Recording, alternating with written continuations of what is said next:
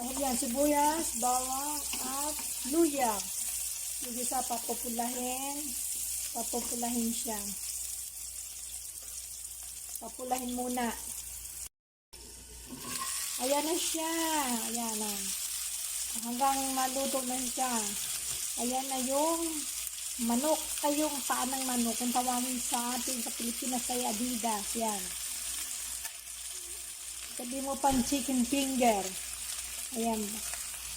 Pag maano yan, halo-haloin yan. Lalagyan na ng toyo. Yung toyo galing pa sa restaurant. Para hindi naman sayang. Lahat ay, ang mga OFW, lahat ng pagtitipid gagawin. Dahil sayang naman. Marami nga sa atin sa Pilipinas na halos wala na makain. Dito nagtatapitalag ng pagkain dahil sobra-sobra. Wala na kami mapaglagyan. Hindi namin maubos.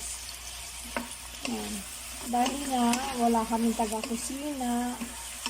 Minsan mag-order lang sila sa restaurant.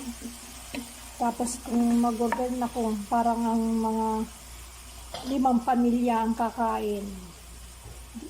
Kaya yung matitira kami ng kakain, hindi naman palakain. Ayan na, dinagdagan na ng konting tubig. Marami pang sap-sap. Lagyan siya.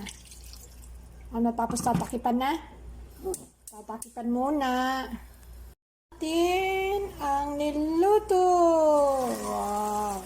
Ayan na, maluluto na siya. Ang adobong paa. Yan na yan. Kaya halo-haloin para kami makapalanghalian na. Dahil mag-alas 4 na, almusal kami, halos na, pasado ng 10 na umaga dahil tinanghali kami ng gising dahil nga 2 lang kami. Kaya ngayon manananghalian naman kami. Ito nga, ang ulam namin, ang paang manok. Ayan, na-finished product na siya. Ito lang may babahagi ko sa inyo. Kain tayo. Ang Filipino food. Ang manok, yan. Pakukuluan muna nung kasama ko bago. Pag kumati na yan, nalagay na yung mga sahog. Aadubuhin.